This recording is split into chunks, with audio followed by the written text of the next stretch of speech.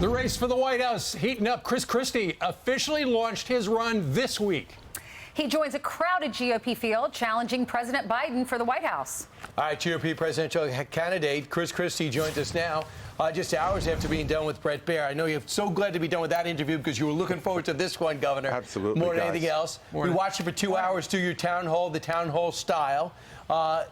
Did you go back and evaluate your 2016 approach? And what can we expect different in your 2020 approach? Number one, it was noteworthy you weren't in Iowa. No, look, we're going to focus on New Hampshire because I really believe that, given the dynamics up in New Hampshire, that there's a place for us to really make a case. And so, not that we won't focus on Iowa or spend any time there, but we're going to really spend most of our time in New Hampshire. And frankly, guys, I think this is a national race from the beginning. You know, what we need to do is to focus the country again on whether we want to make our country a big, populous and successful country, or we want to continue to be small and continue to divide the country into smaller and smaller parts. That's not what I want America to be, and that's why I'm running. Right, and we heard you say live from New Hampshire that you blame the smallness on Barack Obama, on Joe Biden, and on Donald Trump as well. But, you know, in watching what you were saying, Governor, you get the feeling that you're obviously in it to win it, and good luck to you, but it sounds like you're trying to save the Republican Party. Well, look, I believe the Republican Party has been losing now for nearly 7 years. After Donald Trump's win in 2016, which I was a large part of, we haven't been able to win anything since then. Lost the House in 2018, lost the Senate and the White House in 2020, those Georgia Senate seats in early 21, and we horribly underperformed in 2022. Lost governorships, lost the Senate seat, and barely won the House of Representatives when everyone thought we'd be at 240 or 250 seats. Red wave. So we're tired of losing. And look, if the person at the top gets all the credit when things go well, they also must be accountable for what happens when things go badly. And the fact is that Donald Trump, the candidates he picked in these individual states and endorsed, all lost.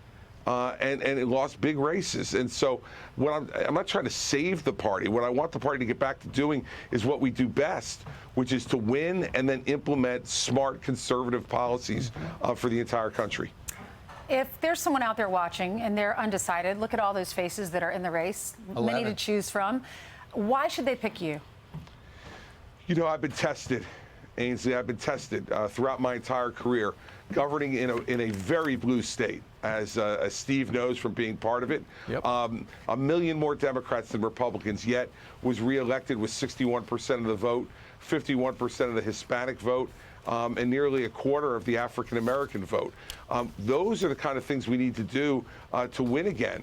And we win that way. We're going to bring in Republican majorities and significant ones, preserve the one in the House, get a new Republican majority in the Senate, and then we can go about doing the things we need to do to improve health care in the country, to go after this inflation and this crazy spending that's been going on, to make sure we fix the immigration problem once and for all, and make sure we have a secure border where fentanyl is not pouring over it each and every day. Yeah.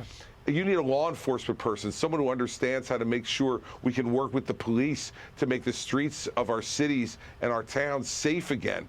It's gone completely down the drain under Joe Biden. And those are the kind of things you need. You need someone who's been experienced and who knows how to do this and govern in a place that's difficult. Because if we know one thing about Washington, it is always going to be a difficult place to govern. Governor, no doubt about it. There's 11 people in the race right now. Donald Trump's with a double-digit lead everywhere, to individual states and nationally. But the one thing that looms over to these court cases, the ridiculous one with Alvin Bragg in New York City, and now Trump attorneys have been notified that the former president is a target of a criminal investigation over his handling of those classified documents at Mar-a-Lago. We know William Barr thinks this is a strong case. I also see a huge double standard. You got classified documents all over Joe Biden's house, offices, lawyers' offices, garage. Do you believe that this should be, what Donald Trump has done, from what you know, is criminal? Well, look, I don't know, Brian, exactly what they're going to find and what's going to come in any indictment that may come. But I will say this. The problem with all this is that it's self-inflicted. In the end, I don't know that the government even knew that Joe Biden had those documents or not, but they did know Donald Trump did. And in fact, asked for them voluntarily for over a year and a quarter, and got them back in dribs and drabs. And at least if you believe the accounts that you're reading right now, and I take them with a grain of salt because I did this work for 7 years, and I know you can't believe anything until an indictment comes out.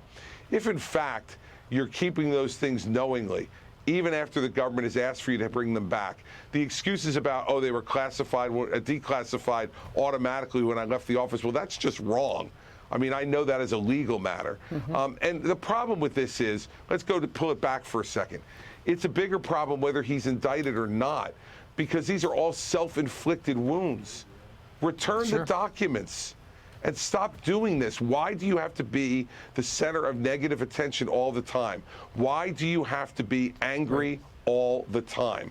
And that's what Donald Trump has done. So I'll wait to see and make a judgment on the indictment if and when one comes. But certainly, as you know, on the Alvin Bragg stuff, I said at the time, that's a ridiculous indictment and one that I would have never brought as a prosecutor.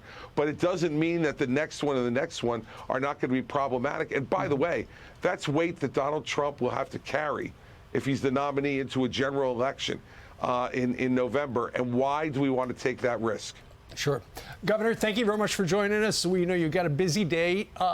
If people are curious about more information and, of course, to donate, what's your website? We're asking everybody who's running. ChrisChristie.com. Go to ChrisChristie.com today.